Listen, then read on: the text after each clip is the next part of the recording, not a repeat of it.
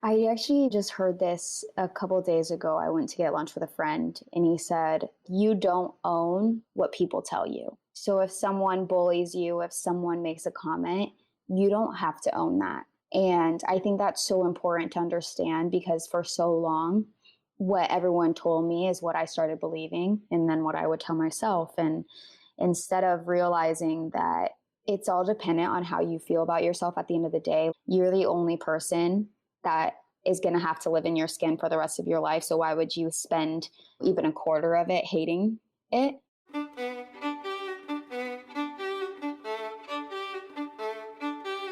Hi, everyone. This is Lisa, and welcome to the Glow Podcast. From the time she was very small, she liked to climb walls and flip over couches. She played with toys while hanging upside down under the table. She was 5 years old when she started competing in gymnastics. Her name is Katelyn Ohashi, and she is today's guest on the podcast. You probably know her from her gymnastics floor routine that went viral on YouTube in 2019. It's been watched by more than 221 million people. Or you may have seen her in the ESPN Body Issue or heard her speak at the ESPYs. Katelyn has spoken out about the issue of body shaming and how it affects our mental health. She has opened up about her relationship to food and how not to internalize negative comments from other people. We talk about all of this and so much more in our interview, as well as what it was like to be on the Gold Over America tour, along with a team of other female gymnasts. She shares about her poetry and other creative projects on the horizon. And I'll also ask her a few questions submitted by you, our Glow members. I hope you enjoy my conversation with Katelyn as much as I did. I very much appreciated her willingness to speak from the heart and for venturing to be vulnerable.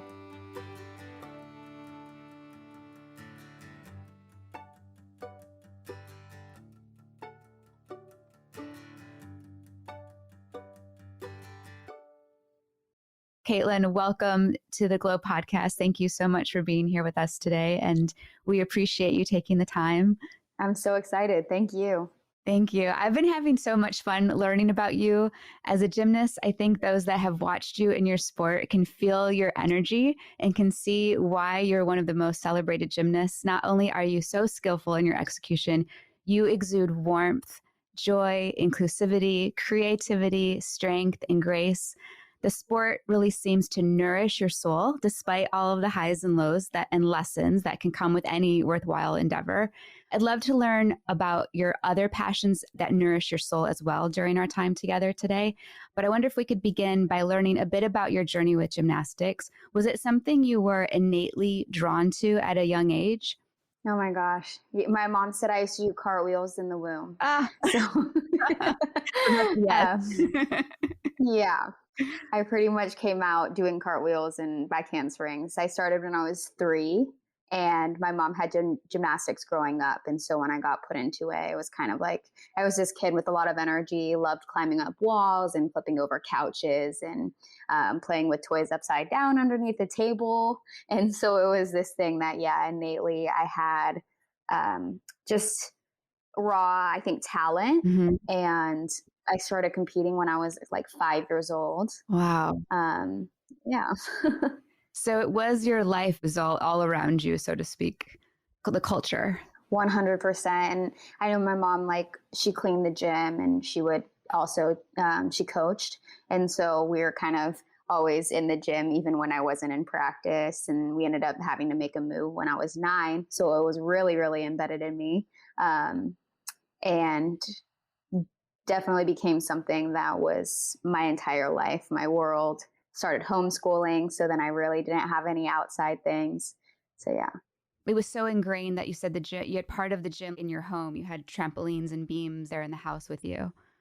Yeah, actually, I think, I don't know why my parents did it, but they got me a beam probably because I hated it so much growing up. Oh, interesting. And so for me to feel comfortable on it, I think they got me that. Okay. But we just had a trampoline outside, and my brothers would definitely take credit for my talent because they're like, oh, yeah, my brother and his friends would be like, we flipped you when you were like 3, and that's why you can do all this stuff.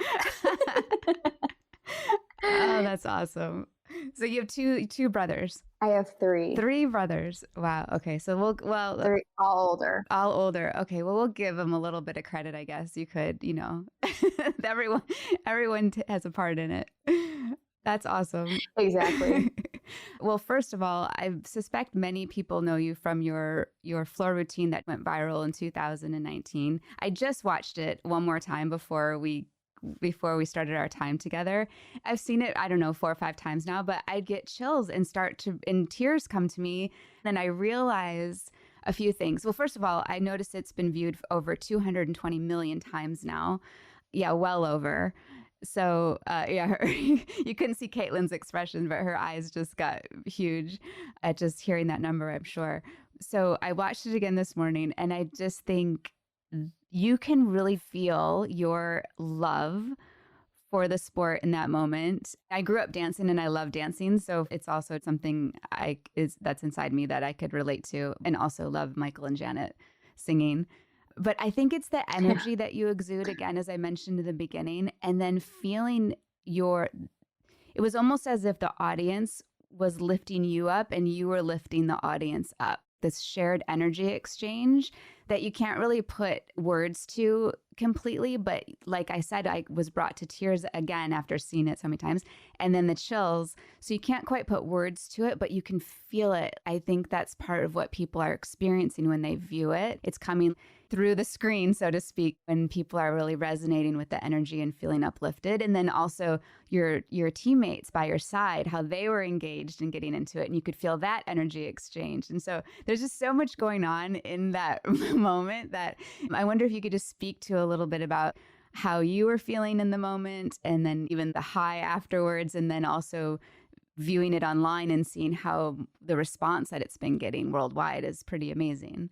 Yeah, wow. That was definitely a very pivotal moment in my life, which is, I mean, who would have thought? Yeah, it was just another day, we've been competing, or we compete every weekend in college. And that was actually the second meet of the season. We went in, and it wasn't our typical meet because we had 4 teams versus it's typically 2 in college. And I remember the energy from the crowd and the music. The music was the loudest it's probably ever been in a competition. Like when I was on beam, you could feel it vibrating the beam. Wow. Just that's how loud it was. And so that floor routine was the first time I competed the split double A, which actually got added to the code of points. And I know this is like gibberish probably to anyone that doesn't know gymnastics, but my first pass, which is 2 flips laid out, I added a split into the first flip, which kind of just gave it an extra twist. And I remember kind of being nervous for that pass. And as soon as that finished, I knew that the rest was kind of like a piece of cake. So I got to really just live in the moment. We were on podium, which also means that the floor is elevated. It gives you an extra bounce. It's easier to compete in an environment like that, easier on your body, more bounce. So it was just a good time. It was fun. There were people in the audience that weren't just college fans, like little girls that had just came from their competition, came over to watch.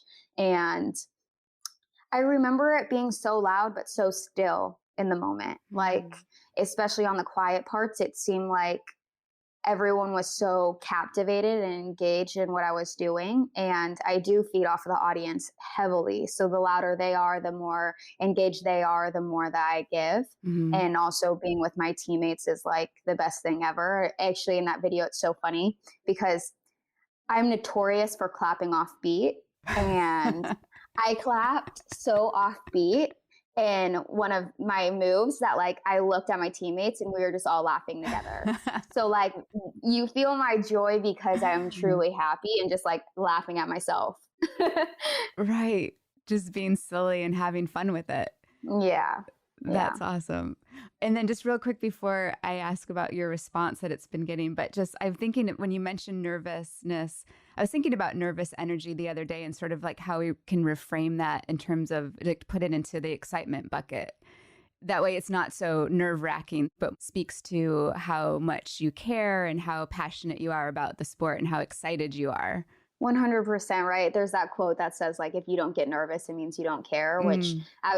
I was just talking to a big group of people about nerves and how I'm like, it's kind of impossible to not get nervous if you're like walking on a 4-inch beam or like doing these flips that no one else can do.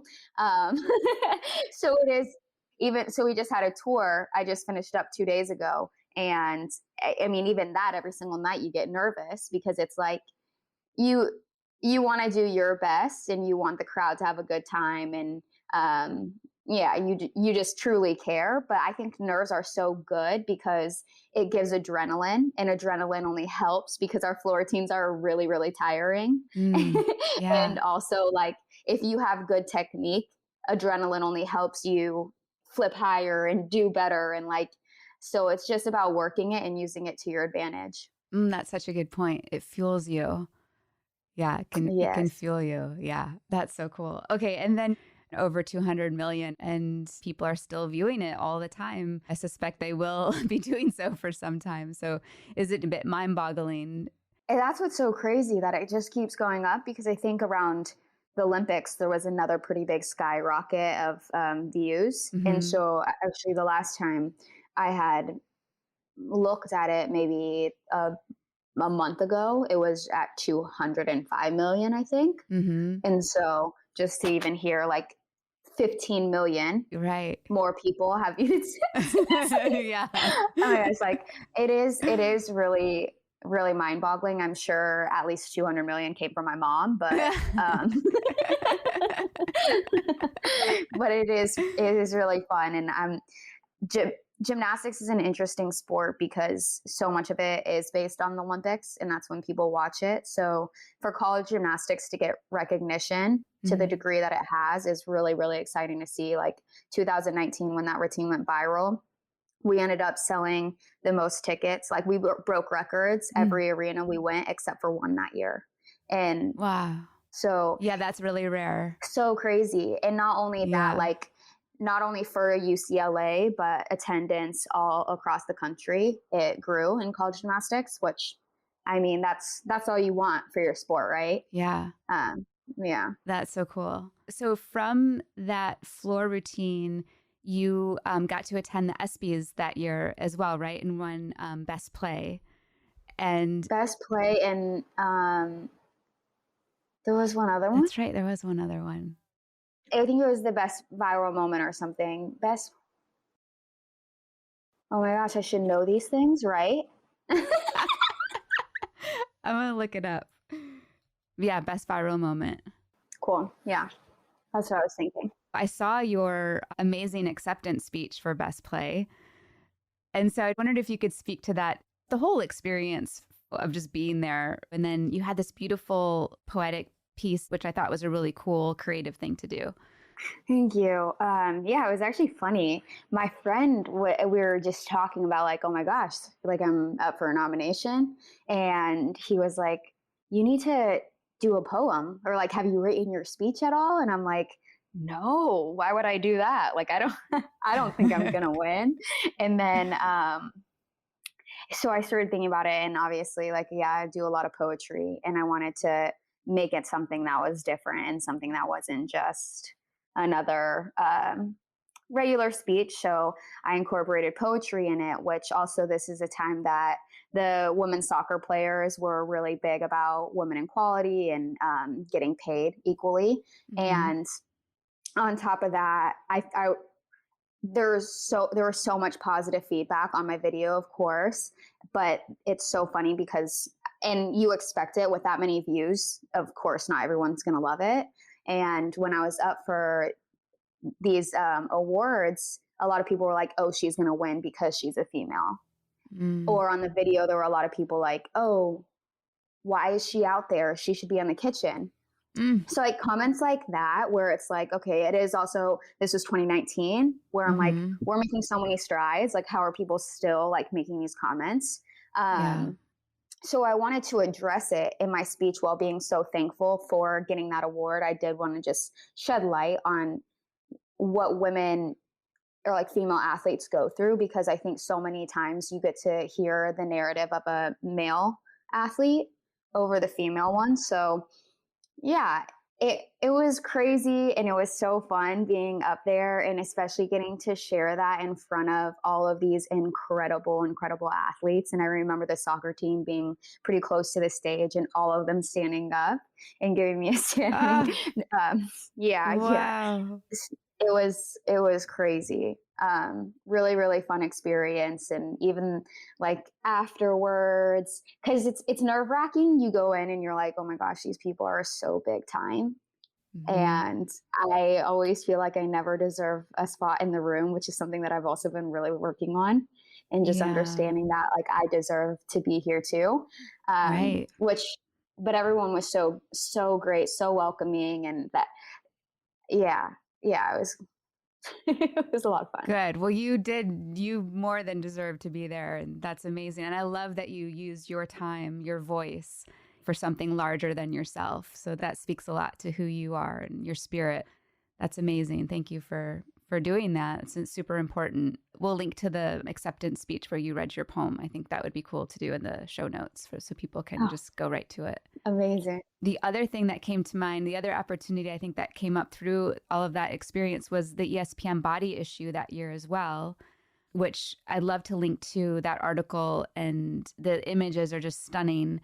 And I just wanted to hear a little bit about that experience. I mean, I think again, such an important way to showcase different body types and the importance of body acceptance. Yeah,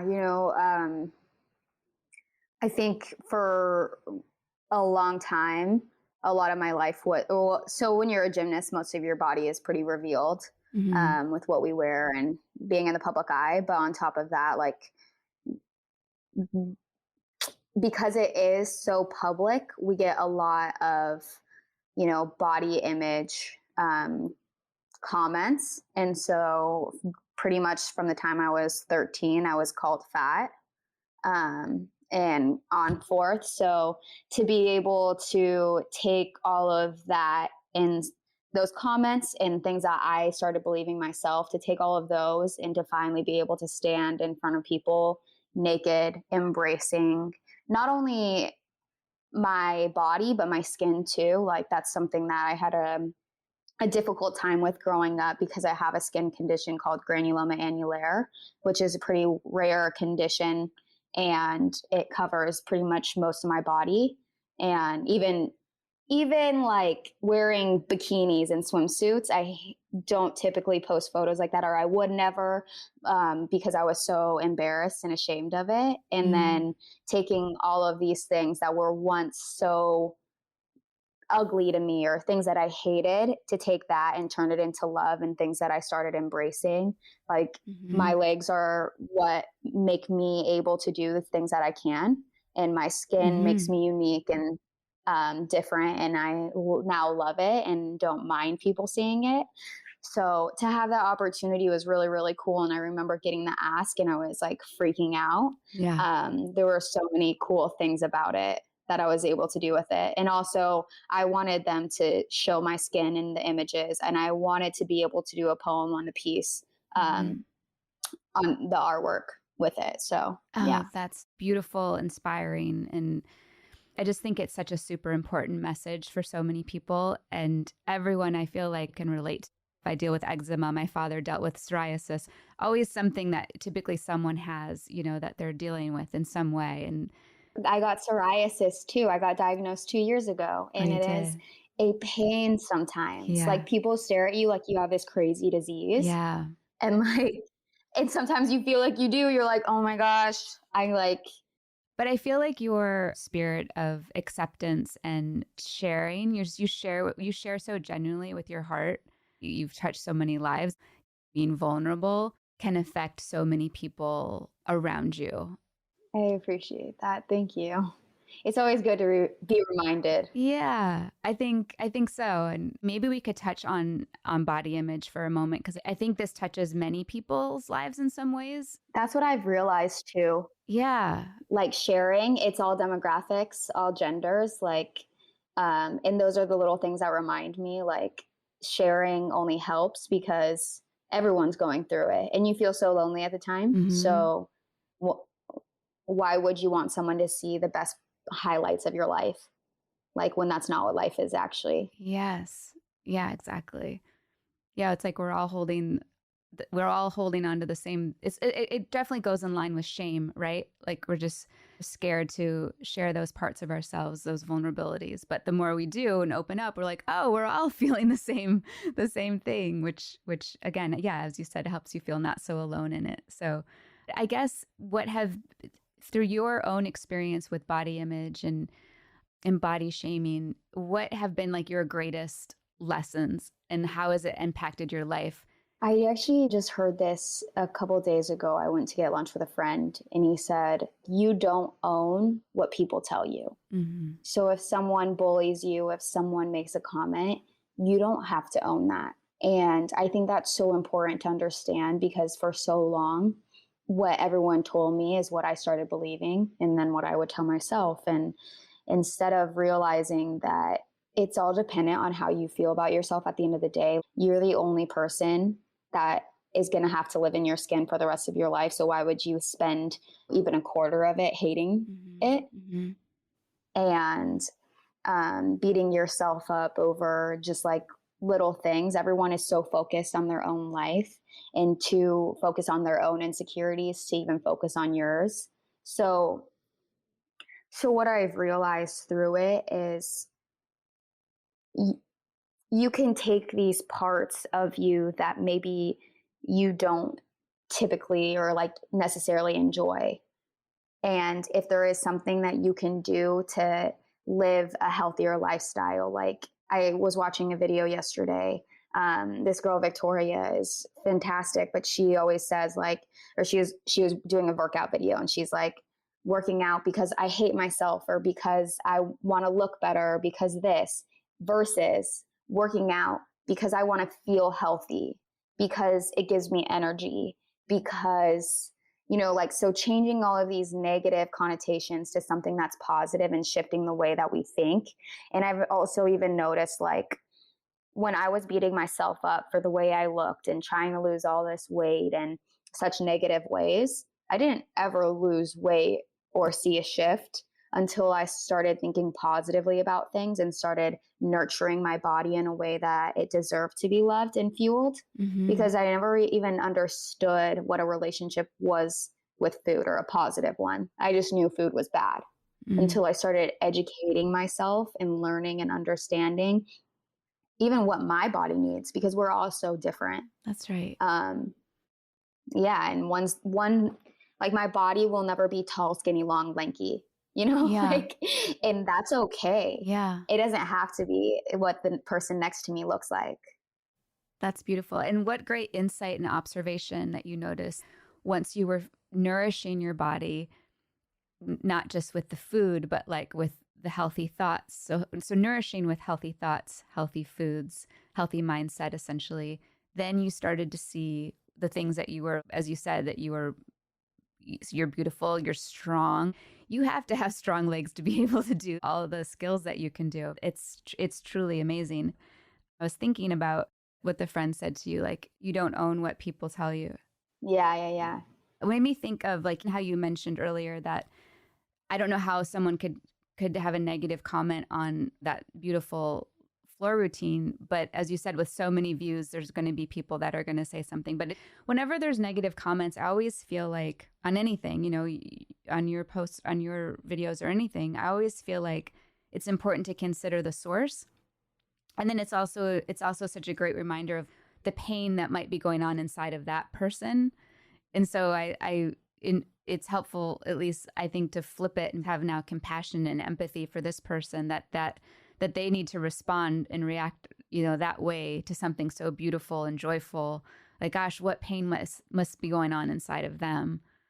That is actually a huge thing that I had to, like, go through, like, almost wanting to feel like I want to reach through the phone and just give them a hug, because hurt people, right? And Yeah. um, it is definitely more of a reflection. And it's so cliche because you hear it all the time, like, it's not me, it's you. Or wait, it's not you, it's me. Sorry. And I never really quite understood it fully until about a couple years ago.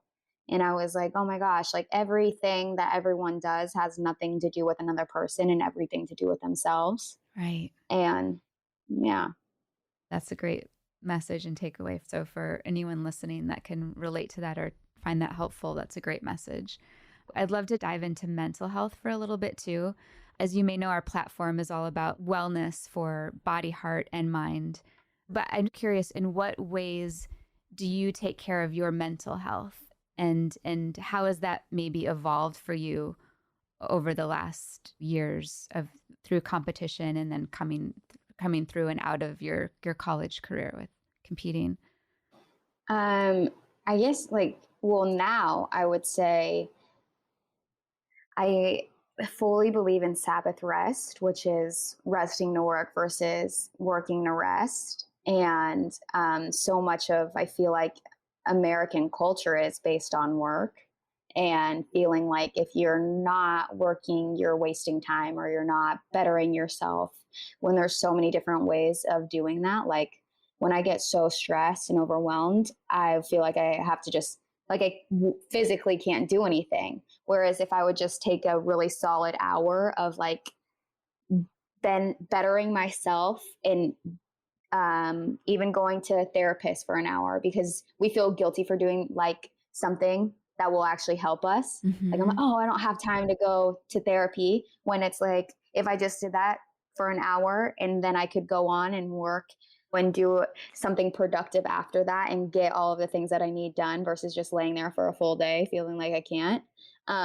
So yeah, that's something that's really helpful for me, and something that really hasn't shifted for quite some time is writing. Like I have my journal with me here, and I just woke up yesterday. I'm like, I need to journal because my mind was racing and I couldn't sleep. Mm-hmm. But yeah, I love writing. I love going and having access to nature and being outside. And then sometimes it doesn't matter how cold it is. Like I just bundle up and go experience some fresh air. Exercising does make me feel better, like my mind. And my coach always says, like, even if you walk an hour, it can allow your creative juices to start flowing. Mm-hmm. And so, yeah, I definitely take a lot of time to myself too. Like, I think people expect me to almost be an extrovert because of my floor routine, but Mm-hmm. I'm so introverted that I do refuel by myself. So it's good for me to have time. And also, yeah, I used to not have a lot of time Yeah. to myself, especially when everything was happening. So it was really, really hard. And I felt like I couldn't even process anything. And the amount of directions I was being pulled. And sometimes I still actually have a really hard time saying no to things, which is something I'm still learning. Like it's okay to say no and yes to yourself. Yeah, and being very just like mindful. I try to reflect a lot. That's great. You help gain more awareness every time you reflect on something that's going on, whether it's internal or an external exchange with another person. Or but you touched on a few things that I think are really important. We had this conversation with Ethan Kross, who wrote a book called Chatter, Harnessing the Power of Your Inner Voice. And those are a couple of the tools that he mentions, is writing or journaling or getting out in nature. And then this private solo time, I think that's super important. As you said, you missed out on a lot of that growing up.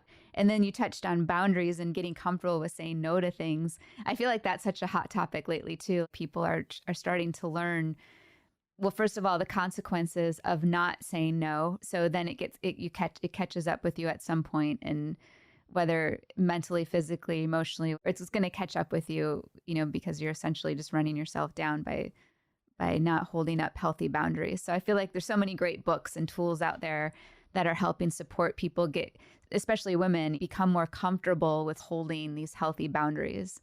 100%. Oh man, that is a huge topic in itself. Yes, we could probably spend a whole episode just talking about that.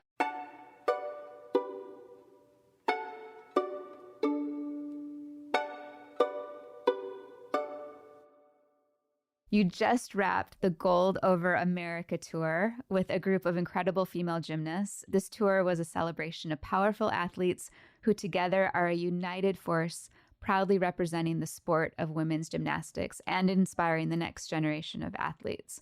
And so I saw some videos from this tour. It just looked amazing. I forgot how many cities you hit up in the tour completely. 32 cities in about 6 weeks. Oh, wow. Yeah, it was a lot. It was like we had 5 shows every week, and unless a couple shows here and there. It was originally supposed to be 35 cities. 3 got canceled. So we went down to 32. Wow. What are your highlights, takeaways, and what was it like being back in the gym prepping for the tour? Oh my gosh, how insane. Yeah. So I've been retired now for about 2 years, and the tour was supposed to happen last year, so it had only been a year, which easy. That's okay. That's doable. Being out 2 years was definitely really hard, especially most of the girls were coming off of the height of their career. Like they just got done with the Olympics 2 weeks prior to the event starting. And I was just kind of like the old lady in the back, like trying to get it together. And my body hurt so bad. And I had quite the, trials and tribulations on tour. Like it was not a perfect tour for me. I strained my calf during rehearsals, so I was in a boot for the first 2 shows, and I was the only one that got COVID in the middle of tour, so I missed 5 tour stops. But like being able to be back out there was so amazing, because that's something I feel like I love performing, and I feel like it's something that comes pretty naturally. So not being out and not being able to necessarily find that again in my life also gave me a lot of like joy and happiness being on the tour. The message with the tour also was so incredible, because it wasn't just about gymnastics. And I feel like sometimes with athletes, you get so wrapped up in the talent of us versus the human being. And that's with, I guess, maybe more than just athletes, but you really, really see it typically with this like new hashtag, like more than an athlete that LeBron started. And then anyways, we talked a lot about mental health. Yes, I was going to ask you if you could share. Yeah, if you could share some highlights like that were like hashtag more than athlete moments. Yeah, so Simone, actually, there was a beautiful piece in there called Anxiety, and it shed light on kind of this stuff that she was going through. Like the TV was going and it was like Simone Biles, and like her face everywhere, and talking about getting overwhelmed. And then I actually got to share a poetry piece called Letters to My Younger Self. And it was talking about just things I wish I would have known growing up about the sport, about myself, and like really speaking honestly and respectfully and standing up for yourself and loving yourself completely. So that was also really big. And there was a piece right after that called Fix You. But even more than that, like every song was intentional and every piece was intentional. We would do chalk talk before with some of the girls where they would ask us questions, and it just felt like people could really see us. Yeah. And it was more like we did gymnastics. Yeah. We did a lot of gymnastics, but we also did tell a story. Yeah. And so Swanee, who directed the entire show, he wanted to share a message too about like being golden, and he gave us all rocks in the beginning, and it was like he was severely bullied growing up, and through that he realized no matter what, when people try to say something about you or try to pull down your kite that's already up, essentially that gold piece inside of you, no one can take away. So we all have that, and yeah, we don't let anyone touch it. That's beautiful. I love that. Well, I think you can still view it online. We'll put a link in the show notes to that too. Amazing. So I want to just wrap up. This is the first time we've done this where we've been grateful to engage with our Glow community. So this is from Gabby. Gabby asks, how do you get over a beam mental block or any mental block? I've been having trouble with this series. So Growing up, we didn't call it mental block, we called it fear. And so I really like this question because um, I think nowadays we gave fear a name and therefore it holds power over us. Mm. And we have two thoughts, the positive and the negative, and they can't both coexist. You decide which one you want to feed. Mm-hmm. So I think that you know exactly when you're going to go and when you're not, and taking those turns that you balk or, one, it sets yourself up for more injury, and two, you're feeding that negative thought. And essentially it's going back to the basics and doing everything you need to do to work your way back up to that skill, and also learning to trust in yourself and your coach, because your coach would never ask you to do something you weren't capable of, and also understanding that you are capable of doing it. So whether that's going through the basics again to realize that you are ready for that skill, but at the end of the day, it really comes down to just trusting and believing in yourself. Awesome. Great. And then from Allison, what advice can you give to those who feel like they aren't good enough in the gym? How do you cope with the stress of being an athlete at your level? Maybe we can touch briefly on both of them. Yeah.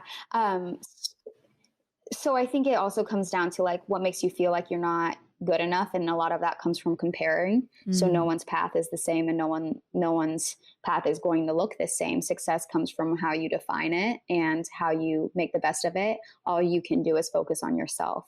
And so understanding that also fits into life too. Yes, I love that. Love it. Love it. So we touched on coping with stress a little bit, being an athlete, because you, in terms of writing and getting into nature and cognitive therapy and all the things. Is there anything you want to add to that? Realizing that you are not just a gymnast, you do gymnastics, and finding your getaway and hobbies outside of the sport take away and alleviate that pressure. Beautiful. This is from Prabita. She, not everyone shared where they're from, but she's from India. And she says, how do you face society which makes us mentally broken? Ooh, I mean, yeah, getting away from society. Like, I think sometimes putting your phone down and Mm-hmm. just spending time with yourself, because especially during quarantine, I think my mom would always say, like, during that time made her realize that nothing else really matters. Like the way you look, how much money you have, certain things like that. They're not around forever, and we're not around forever. So making the most out of everything you have. Mm-hmm. And I think just trying to be as kind as you can to everyone you encounter, but that also includes yourself. That's great. I love that. Disconnect to reconnect with yourself, and because that's where all the treasures lie. That's lovely. And then from Gabriel, during the 10 performances, you exude so much joy. How do you find joy daily? Okay, cool. Yeah. And I find joy daily because I really do everything that I love. Like my coach always said, like, do things that bring you happiness. And I feel like I've luckily been able to have a good, um, I guess, a job to allow me to have the most fun as I can every single day, which is great. Um, but yeah, I try to surround myself with the most positive people, and that includes me. We attract what we give off. And so I have the tightest core group I've ever had in my entire life. And that doesn't mean it has to be 10. Honestly, I have my best friend and my brother, and those are like my core people. Yeah. This one sweet one from Anna, she says, and I think she was talking about like your shift from when you were feeling all the pressure with the Olympics and how you shifted into world at UCLA and collegiate. She says, love you so much. How did you learn to smile again? Oh, that's really sweet. Yeah. I think I'm really, really blessed. I had really, really good parents and an environment that my mom always sees the light in people and in things and situations. And no matter how devastating or upsetting things can get or overwhelming, I could always find light in those. So going to college only allowed me to, I felt like, maybe unmask my smile and make it more natural, Mm-hmm. because I did smile in situations and didn't realize how forced it was at times. Um, but I think just doing something for myself, like for so long of my career was dictated by people around me Mm-hmm. versus myself. And when I finally had time to ask what I wanted is when I finally found love again for the sport and joy for myself. So I think that also plays into the last question a little bit. It's like, I don't do things for other people. Like, yes, I get inspired by other people and motivated by other people. But at the end of the day, I do things that I love and that make me happy. That's an important message. Good note to leave on. I love that. It's beautiful. I saw you were quoted as saying, people think it's a brutal sport, Mhm. but it doesn't have to be that way. And I think that's such an important message for anyone that's embarking or interested in gymnastics or has a passion around it. I love that. Yeah, 100%. Yeah, definitely. Because, right, it's like the little 4-year-old that fell in love with it. Yes. And why did she love it so much? Yeah. Keep that inner child, that spirit with you. I think that's important. Yeah. So I saw your video poetry piece titled Beautifully Molded. I think this is such an important piece of work, and I'm grateful that you shared it with the world. So if we could learn a little bit more about your current passions and your creative juices and what you're putting out into the world right now, or what's coming. Yes. So for the past couple of years now, I've been working on a piece that this mainly during quarantine, I guess. I wrote a 10-minute piece and I'm turning it into an animation short film. And so this is where you guys come in, the listeners. Woo! I I'm pretty sure I'll be releasing a Kickstarter soon. I have the 6 key artworks done and the story. I have it recorded. All I need is the financial capability to be able to make an animation made, which I didn't realize was so expensive. And another thing to tie that into is like, I think people get it really twisted that like, because of the success I've had, I'm now like super rich or something like that. But like, NIL is a rule that came out in July of this year. So everything that you guys have seen I have not been able to capitalize on, which is the craziest part Wow. of like all of it. Yeah. So yeah, I think that the message that this short film has is really important, especially now. And the time is like now. And I just would love to share with all of you guys. So if anyone, even like $1 goes a long way, Yeah. I would love as much support as I can receive to get it done and for everyone to be able to watch it and hear the message be um, accessible to the world. Love it. I think it's so important. We need more people like you, like just sharing your light, sharing your gifts, sharing your talents, sharing the beautiful messages, because we all impact one another. We're interconnected and we all can have a positive impact on one another. So thank you for sharing that. And then are you also working on a book as well? So I think there's quite a few book projects that I think are in the works, the teenage series. I'm thinking of doing now a children's book. And then I do still want to release my poetry coffee table book. So Cool. that might take a little bit of time just to get everything in line. But those are all things that I really want to get done. So Okay, cool. Well, we'll link to your social channels and so folks can just keep up to date on like what you're working on and when it's birthed and is comes out into the world so that they can be a part of it and pay attention as well. Is there anything else you'd love to share about projects you're dreaming up? yeah. Well, kind of like you talked about beautifully molded, I do have a few that I am still sitting on right now that are finished. So I'm going to release a few more of those and also create more of those.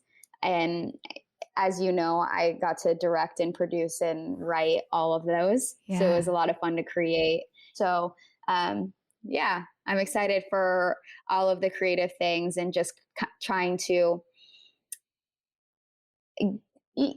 make a new name for myself. I think gymnastics was just the beginning. So I'm really excited to see where everything goes. Awesome. Cool. Well, we're gonna keep an eye out. Where's the best? So I'm following you on Instagram. Is that one of the best channels to sort of stay up to date on the latest and greatest that you're putting out into the world?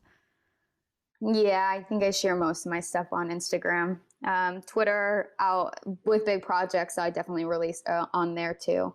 Okay. And then trying to build my YouTube channel, but I'm not great at it. So it's pretty rare. I was just going to ask you if you were building up your YouTube channel too, because with all these beautiful videos coming out, you might need to get that one get that one going. Yeah, for sure. We'll definitely link to Beautifully Molded as well, so folks can go right to that post and not have to go searching for it. So we'll have that on there too. Amazing. Cool. Thank you so much, Katelyn, for just being a light in this world and for sharing your gifts. Appreciate you.